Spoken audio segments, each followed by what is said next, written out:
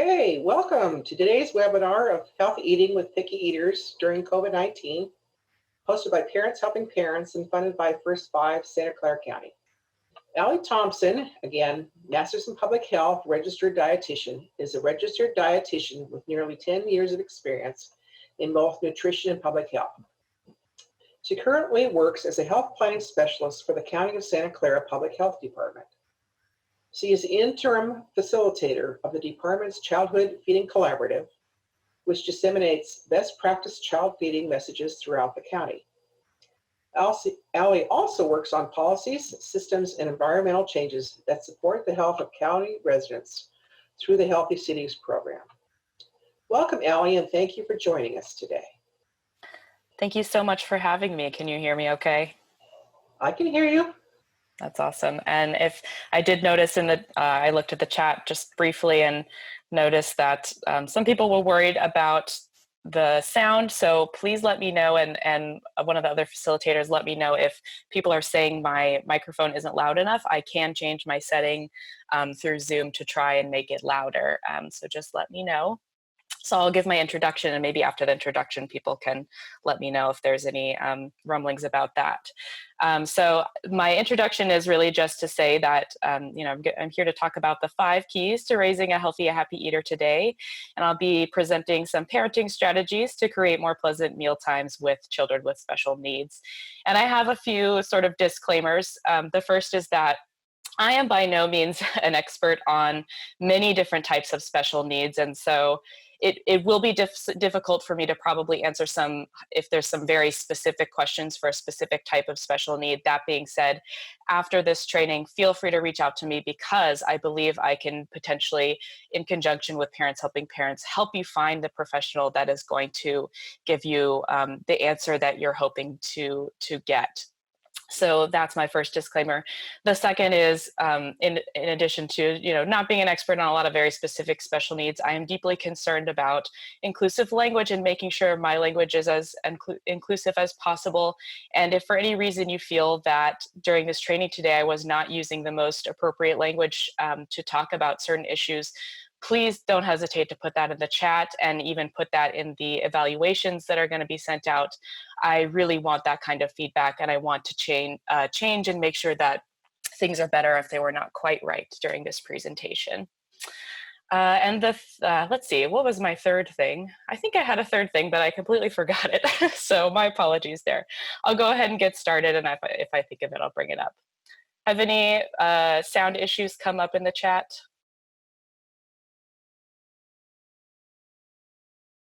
Sorry, sound is good, seems to be for most of us. So it might be individually we need to check, but thank you for checking. Okay, yeah, and those people might need to adjust their Zoom specific settings just to turn up that volume, which is definitely possible. Correct. All right, I'll go ahead and get started, and you already got my introduction. And the first thing I like to do now as part of all of my trainings is preparing the mind for learning.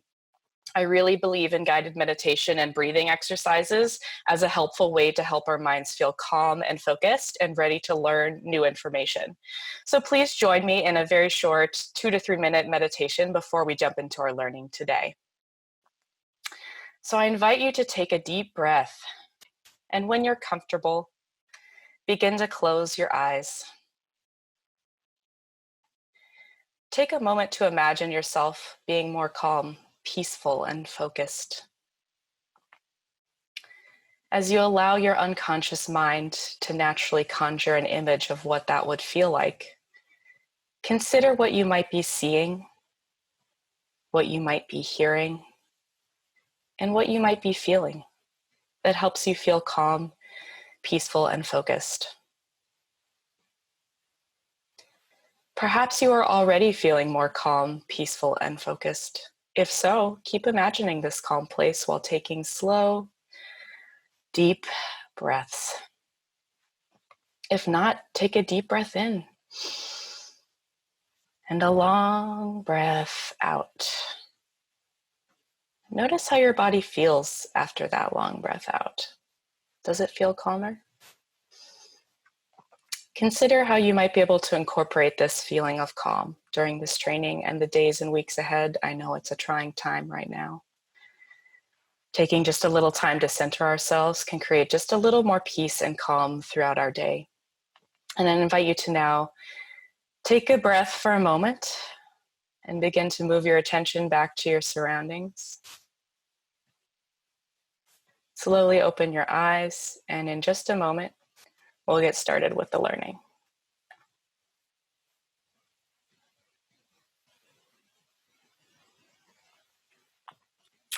Okay, so these are my learning objectives for today. Oh, I remember my third disclaimer, and so I'll say that first. My third disclaimer is that this training is primarily for professionals working with children with special needs, and I know there are going to be some parents on here today, and I think there will still be tons of useful information and resources for the parents that are joining us today, so thank you for joining us. But just know that there is going to be a lot of professionally geared language and information, and even some activities, so bear with us during those parts. And also maybe it'll be an interesting way to kind of see where we're coming from as professionals. So today's learning objectives these are basically the things that I'm hoping you're able to kind of answer or discuss after today, is how do stress and trauma affect eating behaviors? How do developmental stages affect eating behaviors? What are some nutritional implications for children with different types of special needs? Where does picky eating come from? What's it all about? Why is it happening? And how can we create a supportive eating environment for picky eaters and children with special needs? The first thing I'm going to talk about today is chronic stress and eating behaviors. And it might seem like a bit of a non sequitur, but it's super important, I think, right now during COVID-19, and also with the latest going on in the world relating to protests about the untimely death of George Floyd. And a lot of us are experiencing chronic stress and trauma in our communities. And so I think this will be good to talk about, because it's not just affecting our adults, it's going to be affecting our kids too. So I'm going to just sort of have this as a framework to think about the interventions we'll talk about later as a way to help deal with this, as well as it relates to eating. So what is trauma and chronic stress? From the site ACEs Connection, which is a great group that talks all about adverse childhood experiences, also known as ACEs, trauma is essentially defined as an event, series of events, or set of circumstances experienced by an individual or community as physically and or emotionally harmful, overwhelming, and or life-threatening, with lasting adverse effects on an individual's or community's functioning and well-being. Trauma in childhood is generally referred to as what I mentioned before, adverse childhood experiences, or ACEs. And this little graphic here is from ACEs Connection as well, just kind of depicts all of the different kinds of chronic stressors and traumas that can happen in our lives. And I really love this image because it really breaks it down into different categories.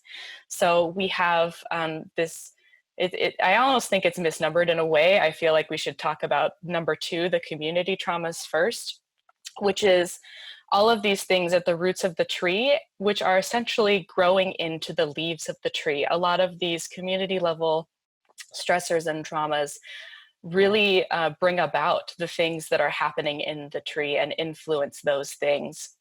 So we have things like violence and poverty, structural racism, historical trauma, specifically related to nutrition, lack of access to nourishment, things like food deserts or food swamps, if you've heard either of those terms, just the lack of access to affordable food or food in general. And then at the household level, or like individual or even interpersonal level, we have things like homelessness or lack of food security, mental illness in the family, bullying, things that are happening more to the individual. And then what is very, very relevant right now is environmental level traumas. COVID-19 and all of the issues surrounding police brutality are environmental level traumas, and they affect our communities and our individuals. And it's really important to know that there's just lots of things out there that we can't control, and So we have to find ways that we can create resilient individuals and communities, and especially in relation to food, because our food is certainly, and our food and eating are certainly affected by these issues. Trauma and chronic stress have profound effects on the body. Ongoing traumas in early childhood and beyond can chronically increase our stress levels and in turn levels of the hormone cortisol in our body. Cortisol has very profound effects on the body, both mentally and physically, when it remains elevated over long periods. Most importantly for children, chronic stress can disrupt and alter the path of their development, as highlighted in red on this graphic. In addition to that, chronically elevated cortisol can contribute to anxiety, depression, sleep loss, impaired memory, and impaired decision-making. In terms of physically, increased cortisol can increase blood pressure, heart rate, and cholesterol. It can also contribute to GI distress, which certainly is related to eating and food, increased appetite, and increased blood sugar. And finally, it can also weaken our immune system, which is certainly very relevant right now with COVID-19. We need very strong immune systems to be able to, if we get this virus, fight it off. So chronic stress and trauma, very relevant right now. It's almost like all the things happening with the pandemic are potentially exacerbating some of the outcomes that could be happening. Chronic stress also affects our window of tolerance. So when we're in our window of tolerance, we feel like we can deal with whatever's happening in our lives. We might feel some stress or pressure, but it doesn't really bother us too much. And when we are feeling stressed, this can really narrow our window of tolerance, and we can easily be put into states of hyperarousal or hypoarousal. So that's hyperarousal is when we're kind of feeling overwhelmed or overly stressed. Our bodies want to fight or run away. And this isn't something we choose. It's just reactions that just take over because we're evolutionarily programmed to react this way. There's also hypoarousal, which might also be described as the freeze response in fight, flight, or freeze, where we might feel spacey or zoned out, numb, frozen, and our bodies want to shut down. So chronic stress is really important in thinking about how we're able to regulate ourselves emotionally, which also has some implications for nutrition that I will discuss on the next slide.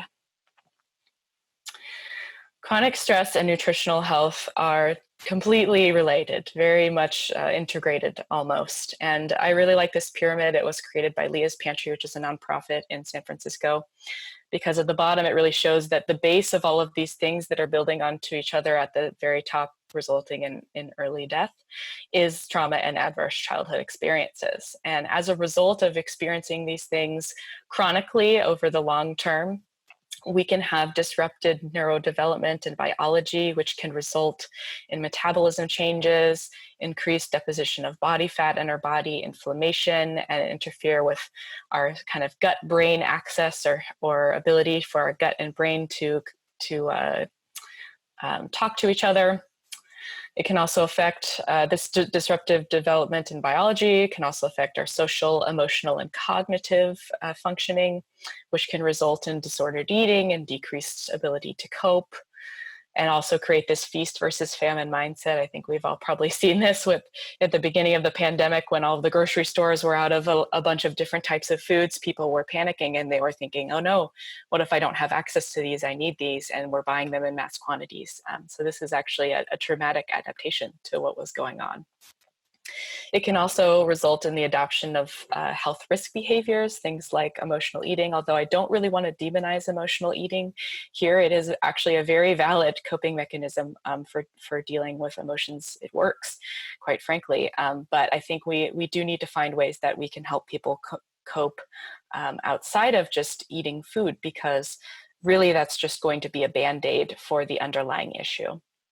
Lack of sleep, low physical activity, and eating low nutrient foods, which I think we can all make a direct connection to increased levels of disease and disability and social issues. So things like diabetes and heart disease, kidney disease and cancer, which can affect our longevity at the very top. Some very specific nutrition-related stressors. This is not an exhaustive list of nutrition-related stressors, but these might be particularly relevant to your clients, or as parents, these might be relevant to you. If a child is born premature or has complications at birth that require very intensive neonatal care, they may have breathing or feeding apparatuses in their nasal passages or mouth and throat. And the use of these life-saving medical devices is extremely important, but they can also cause a child to be very sensitive to smells and tastes, textures, temperatures, all of which are important considerations with children we might label as picky eaters. Using food to restrict, control, or manipulate children, as well as negative comments about children's body shape or size, essentially stigmatizing children for their weight, will often result in the opposite desired effect that these tactics are usually hoping to elicit. Children's eating behaviors will just get worse in response, and either they'll eat less or they'll eat too much. So we'll talk a little bit more about this later in the presentation. Food insecurity and the stigma associated with it are also very important considerations when working with families. It's going to be really difficult to be fully supportive in feeding if families don't have enough food to put on the table. So providing linkages to food resources are really the first step in helping anyone, but especially children and families nutritionally, before moving on to other issues. Throughout the rest of the presentation, I will discuss some strategies on how caregivers can be as supportive as possible in feeding children at various developmental stages. And being supportive and responsive in feeding children will ultimately help reduce any potential nutrition-related chronic stressors for children and help them grow into happy, healthy eaters. And it will help them be also resilient in other areas of their lives. We know that good nutrition and having good nutritional well-being can be a protective factor for a lot of the things, stressors and traumas that I talked about earlier. All right, so now I'm going to go into child development and eating skills. And when I talk about this, I often talk about these as specific ages and stages, but during this presentation, I'm going to talk more specifically about actual developmental milestones, because for a lot of children with special needs, I know that these ages and stages may not correlate so well with their actual development. There may be some developmental delays.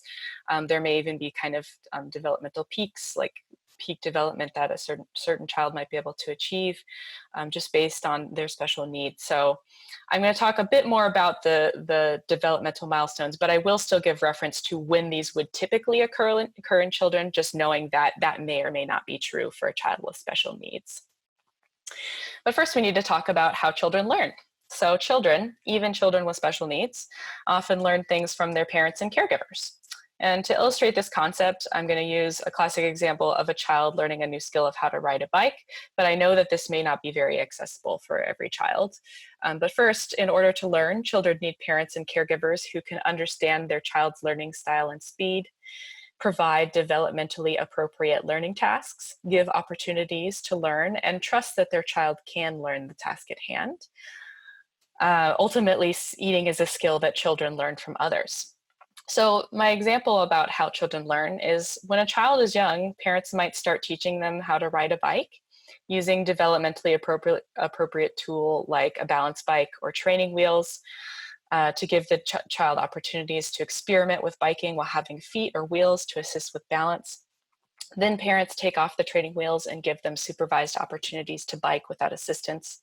They might start by pushing them up to speed, helping them balance for a bit, and then letting them go.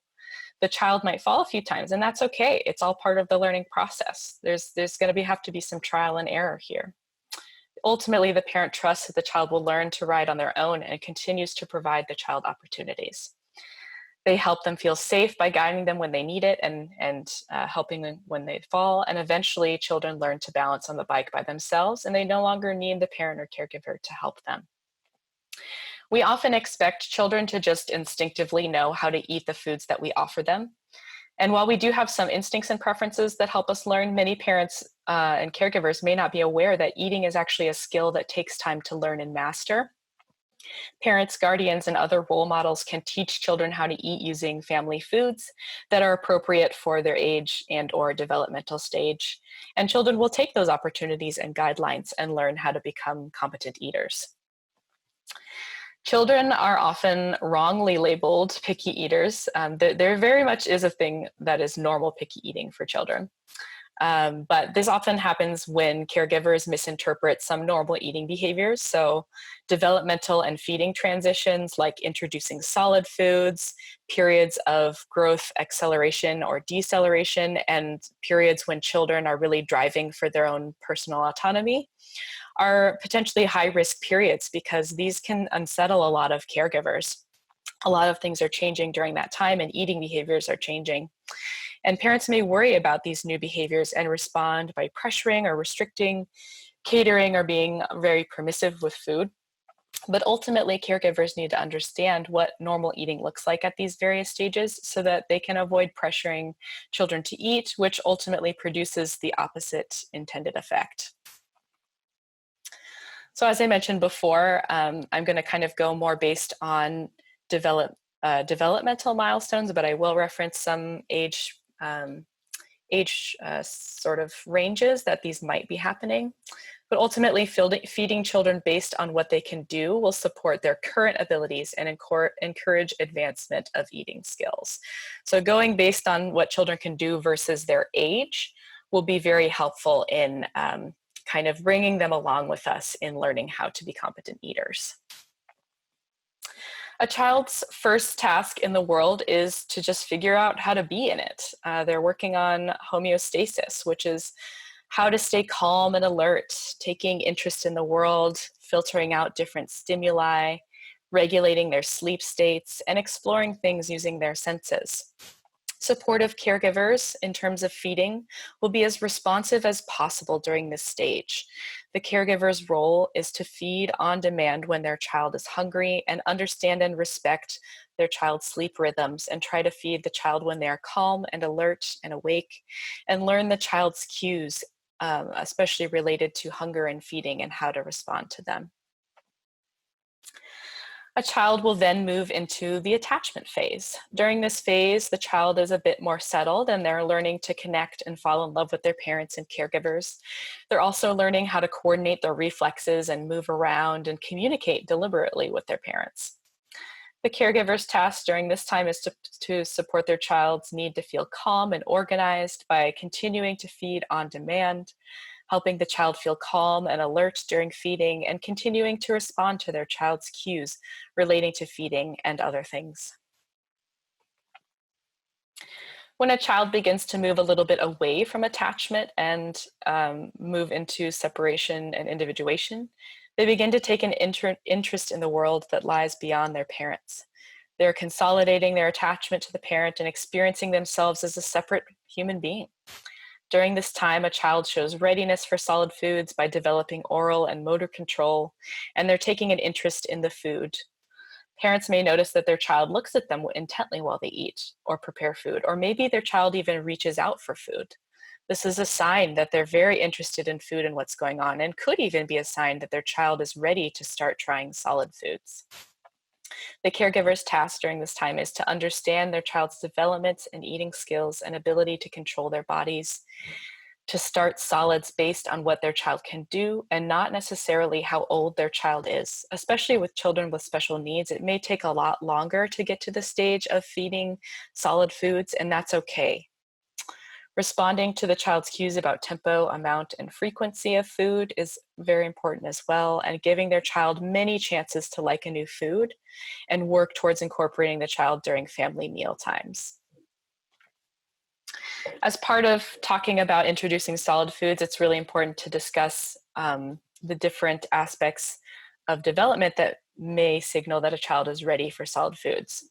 So children develop at very different rates, especially children with special needs, and their readiness for solid foods might be slightly delayed. So instead of sticking to some hard and fast rules about ages or timing, a lot of the time it's stated like 6 months, do it at 6 months. But even then a child may still not be ready, and that's okay too. We want to make sure children are not just ready developmentally, but they're also ready just sort of mentally and emotionally to start solid food. Some children are just not into it yet, and it might take them a while to warm up to it. So some of the things that definitely need to be in place include sitting up alone or with support. Children need to be able to do that, maybe in a high chair. They don't need tons of support for their head. Should be able to kind of keep it up and move it around. They need to be able to open their mouths for the spoon and also close their lips over the spoon. That will allow them to get the food off of the spoon. They also need to be able to keep most of the food in their mouths. But that being said, these are children that are learning to eat for the first time or maybe just a few times, and it's going to be messy. Children are just messy. That's the reality. They're working on that fine motor control well into, their school age years. So it's going to be messy. But if it seems like all of the food is coming back out, then they might not be developmentally ready yet. They also need to be able to form a bolus and swallow the food as well, which we should be able to see by looking at their necks and seeing if they're swallowing the food and it's going down. In addition to that, if a parent, is seeing all of these things and they think their child's ready developmentally and they start it and their child is just not into it, or even maybe they push the spoon away, they just don't want to eat solid foods, that's okay. They also need to be, again, sort of mentally ready for this, and forcing the introduction of solid foods onto a child can actually turn them off from it entirely and make that introduction harder later. So respecting a child's wishes to maybe delay things a little bit, wait a couple of weeks and try again is going to be really important, especially maybe in preventing the development of a picky eater. Eventually, children will move fully into separation and individuation, which is about the 7 to 15 month stage. And they start to experience themselves as separate and do things truly on their own. They have a strong drive to put things in their mouths, and they'll eat just about anything. The parent's task is to offer safe family foods to pick up, chew, and swallow, and be ready to spoon feed if necessary. Now is also the time to include children in family meals if they haven't been already. Offering lots of chances to learn to like new food will be really important here, as this is definitely a time where children start to become picky. Timing snacks between meals is really important to help children feel hungry before meals. If children are constantly grazing, they might not actually feel hungry when they come to the table because they've been eating all day. And if they're not hungry, they're probably not going to want to eat. So having some level of hunger when coming to the table because they haven't eaten too recently, but they maybe had a snack 2 or 3 hours ago, is really important to help develop that going based on internal cues of eating. The structure of family meal times is really essential to help smooth the transition to a more structured eating routine as separation and individuation continues. At this point during separation and individuation, typically this is the toddler stage for many children, or the terrible twos, or I had my colleague call his 3-year-old once a three-nager, which I thought was hilarious. The child fully develops the perception of themselves as separate from parents and caregivers. And now more than ever, they need their caregivers' love and support. They're really grappling with a lot of things, including the ability to control certain aspects of their world and how to emotionally regulate themselves and getting into routines. Children at this stage really need their caregivers to provide regular family meals and scheduled snacks. They need their caregiver to eat with them because that will help teach them appropriate mealtime behavior. And they also need to let their child experiment with foods and regulate their own eating. This is really important to help develop those internal drives to eat, which will ultimately support them later in life when they're completely on their own. Hopefully, I know many children with special needs may never completely be on their own, but for those that will, this will definitely help them be able to regulate their eating on their own. This is often a stage where parents and caregivers describe their child as picky. Up to 50% of parents with toddlers say their toddler is picky, which is an amazing statistic to me, 1 in 2. To properly support the child's ability to learn to eat new foods, parents should offer their child the same food as the rest of the family and refrain from catering to the child's pickiness. Additionally, keeping the child to scheduled meals and snacks will allow their child to feel hungry at mealtimes and more likely to eat. So, Aly, can I ask a quick question? Somebody's asked a question. Absolutely.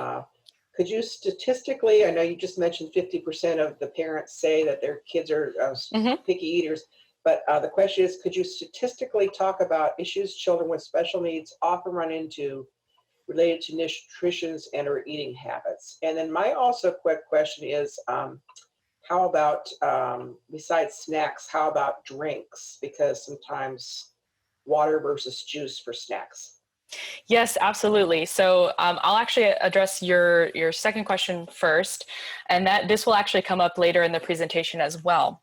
But in addition to keeping foods to just meal and snack times, we also suggest caloric beverages like juice and milk and soda if the family chooses to serve soda.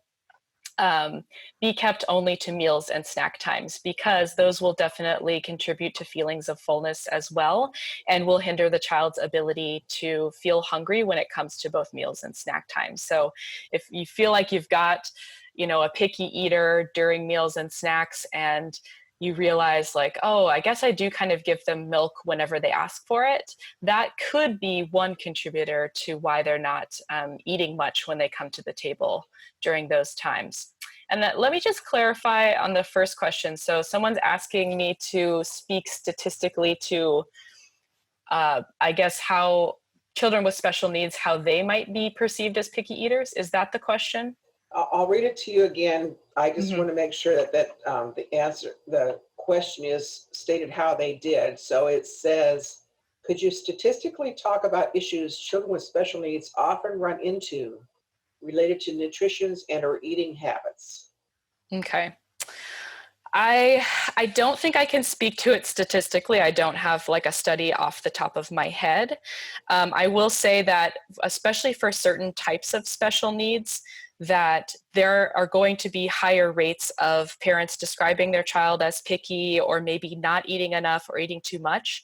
At the end of my presentation today, I specifically go through in sort of 4 different buckets of special needs, different nutritional issues that might be coming up, and some potential supports that we can give to both the caregiver and the child in relation to those. A lot of them are just referrals to very specific types of people.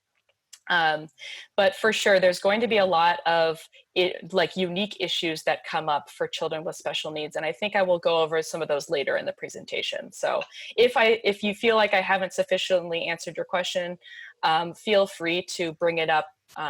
We have another section later for questions and also at the end for questions. So if you feel like I didn't fully answer it, feel free to ask that again for sure.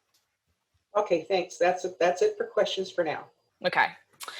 All right, so the last sort of developmental stage I'm going to talk about is initiative. So when a child is a bit older, they're starting to take initiative on things, and they work on mastering their motor skills and control, and they learn to figure some things out for themselves. They'll often imitate and try to please their parents. And for all children, including children with special needs, caregivers can build off their child's current abilities and use behavioral and physical tools to create a supportive eating environment for feeding that helps the child learn and master the skill of eating to whatever extent their abilities allow. Caregivers during this time should continue to maintain meal and snack routines, refrain from using force, rewards, or shame to get children to eat or not eat, and sit and eat with their child during meal times and make meal times pleasant for everyone. And I'll get to some maybe more specific tools that people might be able to use to create a supportive eating environment later in the presentation. So next up, we're going to talk more specifically about picky eating and where it comes from. The etiology of typical and extreme picky eating. So as I mentioned before, there is some level of typical picky eating that occurs, and it tends to start around the toddler stage, or maybe if your child might be a bit older but kind of going through separation individuation. So that's usually when it starts. Children often have favorite foods, and they often prefer carbohydrates. And while the child might be very selective, they're not overly not even very selective, but somewhat selective. They're not overly upset about the food. They may have a short tantrum about certain foods at the table, but they're able to eventually calm themselves down enough to sit and eat. And they tend to drop foods from their repertoire and add others. Foods that might have once been on the liked list might now be refused. And over the course of a few days, typical picky eaters eat from all of the food groups, generally speaking, and get enough nutrients. So I think this is a really important point that uh, I think oftentimes we expect children to eat kind of like us, you know, a little bit from each of the food groups at every meal, every day. But children can be very kind of random about their eating. They'll eat a lot of bread one day and just a little bit of other things. And the next day they might seem to voraciously eat their vegetables, but ignore other things. It's just how their bodies are figuring out what the child needs and really driving some of those specific eating behaviors. Picky eating often starts as a pretty normal selective eating, and it gets worse when caregivers, out of concern for their child's health and growth, start to use pressuring tactics to try and get their child to eat certain foods or cater to the perceived likes and dislikes. This is really, you know, we're all worried about children and making sure that they're getting the nutrients that they need to properly grow. And unfortunately, it just results in stress and worry and behaviors that might seem to work in the short term, just getting the child to eat 1 or 2 bites of something, but ultimately in the long term are going to hurt their relationship with food or completely turn them off of certain foods. Pressuring in particular can start a vicious cycle that is depicted here on this slide with this little box, where the child gets more and more picky and they can eventually become an extreme picky eater. So I actually took this from a webinar that will be linked in the resources that get sent out after this training. About extreme picky eating. I would highly recommend checking it out. Katja Rall is a doctor who works specifically with children with extreme picky eating, and she's wonderful. And she also promotes the same 5 keys as we do with the health department. And she has a depiction of essentially like a spiral, like a cyclone, where we start with the typical picky eating, and then there's worry that happens, and that results in some type of pressure to eat. And then the child, because they're trying to, you know, assert their autonomy and individuality, is really saying, no, I'm not going to do that. They're trying to pressure me to do something I don't want. And then it just gets worse. They get even pickier, which creates even more worry, which creates additional pressure, et cetera, until at some point we just have a child who is an extreme picky eater. So we need to work with caregivers to calm their worries about their child's growth and reassure them that all children are different. Nearly all children are perceived as somewhat picky at the toddler stage and beyond, maybe even well into their teenage years. And some children are more readily accepting of foods than others. Pickiness really only becomes a serious problem when the child will not eat hardly any foods that deviate from a very small list. Which is almost always due to being pressured to eat, or maybe just catering to that small list because they know that their child will eat those things. In a few slides, we're going to discuss some specific strategies to create a supportive eating environment for children where they can feel free from pressure around eating and explore eating new foods in a way that feels safe for them. I think this visual can be particularly helpful sometimes, just to really show what children are actually eating like a lot of the time.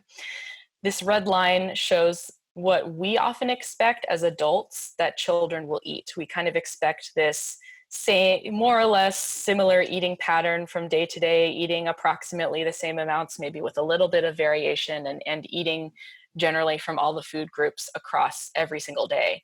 Versus what really happens with children is they might eat a lot one day and just a little bit the next day because they ate a lot yesterday. Their body's regulating. And then the next day, well, they didn't eat as much, so they're eating a lot again.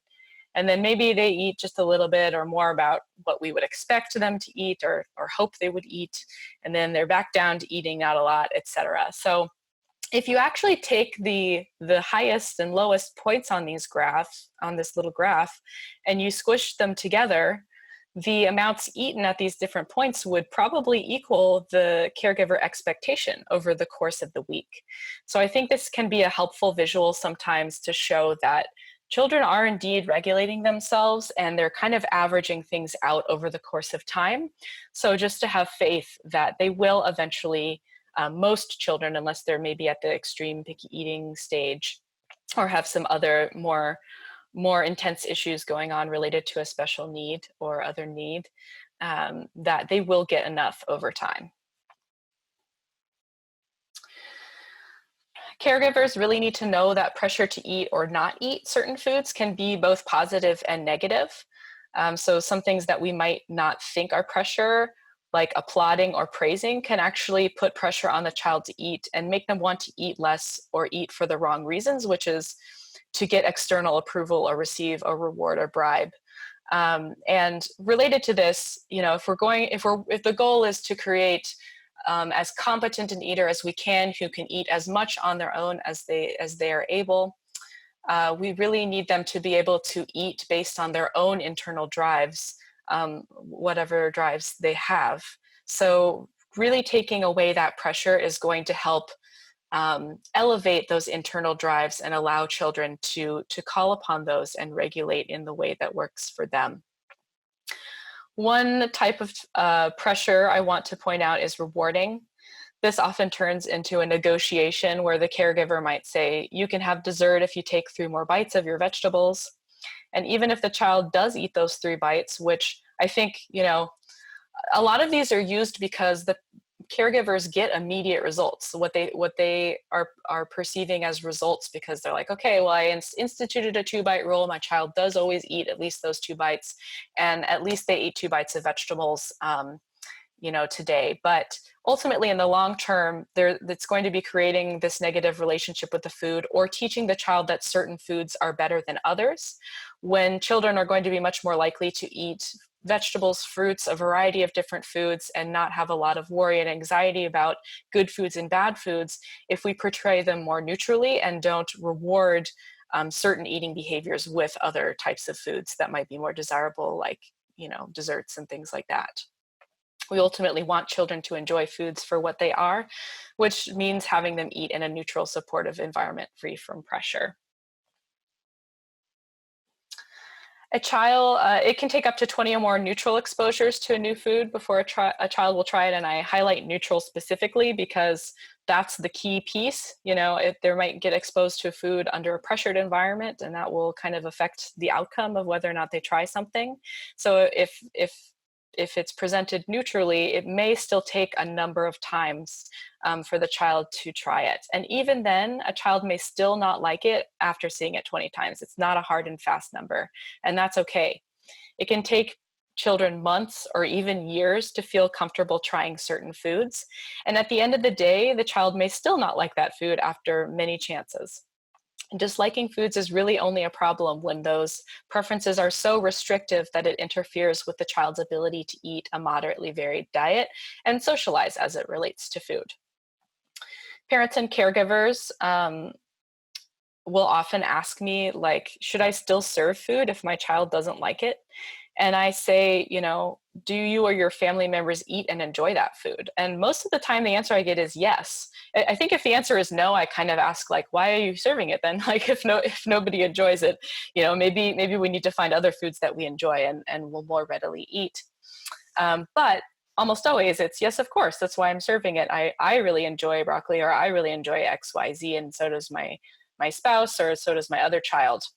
And I just say, then serve the food, you know, so the rest of the family can enjoy it. You know that somebody's going to eat it. And just because one or even both children, or however many children are there, don't eat it, and only the parents eat it, that's okay. Somebody's eating it. And who knows, maybe one day that food will be out there and the child will decide that they want to try it. So I always say, don't give up. Aly, I have a question. Yes. I'm not sure if this is appropriate at this moment, but a teacher has asked, how can we make eating enjoyable for preschools who, quote unquote, eat with their eyes? But the school is a part of the food program and the provided lunch is the only option. I myself, as an adult, am a, quote unquote, picky eater, so I often torture myself and eat with him. And this practice is becoming ineffective. What are some other options? And when you said 20 chances with the neutral environment, do you have any other options to talk about this? Okay, so it sounds like there might be a couple things at play here. So the first is that, you know, it's a food program and children are eating with their eyes. There's a visual aspect to food, and maybe the food isn't as visually appealing as we would hope it would be. So, you know, there might be some some way to talk to the food service people about that. There might be ways that they can alter how the food is being served or presented that would make it more visually appealing. That's one potential option. That being said, you know, it is hard to alter those things a lot of the time, and a lot of food service operations will just not have that kind of capacity. And I think at the end of the day, in some ways, it's almost a learning opportunity, if that makes sense. Like, sometimes we get presented with foods that do not look particularly great or are not our favorite foods, and we have to learn to be okay with that. And we'll eat what we can get down, and it's like, you know, that wasn't my favorite meal, but I ate something and I filled myself, and that's the best that I can do during this time. And you can even talk with children about that. Children, even at very young ages, you can talk about, you know, sometimes we don't get our favorite foods, and that's just how it is, but other times we do, and it's so exciting and fun when that happens. And I also am so excited to eat when I get my favorite foods as well, but sometimes sometimes this is presented with me and I just have to kind of eat it. And I think that can help teach them that concept of, you know, we're not always going to love what we're eating. In addition to that, I'm not totally sure other strategies. I think one thing we have to examine when we're thinking about encouraging children to eat different foods is what is our motivation as adults to get that to happen. We often use the term get in some of our trainings, like, how do I get my child to do X, or how do I get my students to do X? But I think what we need to stop and think about is, why do I feel like I need to get this child to do X, Y, Z? Because I think that sort of adult motivation comes off to the child as well. Children are so perceptive, and they know what's up. And I think they can even read that as, there's some ulterior motive here and I don't like it, and I'm going to respond, you know, in the way that the adult was hoping I wouldn't respond. So just to think about that whenever we're thinking about, like, trying to increase eating of certain foods. All right. Okay, one more as a follow-up. The same person is saying, when she personally has a distaste for a food but want the children to try it, how can you advocate for the food if they see you openly refuse it? For example, I have an intolerance for banana. Smell, taste, texture, and all. We have it many mornings a week, and the students often try to get me eat it, and I just can't. The smell alone makes me gag. How can I explain my preference to them without discouraging them? Oh, yes, very important question. I think this is just a time to be real about individual preferences. You can be very open that, you know, if the children are getting you to eat, trying to get you to eat a food, and it's just like, look, I will straight up gag if this happens. You can explain that to the kids, even young kids, and say, you know, I really like a lot of foods. There's a lot of foods that I really, truly enjoy, but this is just not one of them. And you can follow that up with, but you all may really enjoy those foods, and that's okay. Just because I don't enjoy it doesn't mean that you can't enjoy it. And also maybe following up with, I am not going to pressure you to eat foods that you don't enjoy. Or pressure you to not eat foods that I don't enjoy. So just talking about really encouraging that autonomy for yourself. Like, they shouldn't be doing that either, because that's not good for you. You shouldn't have to eat that food if you don't want to.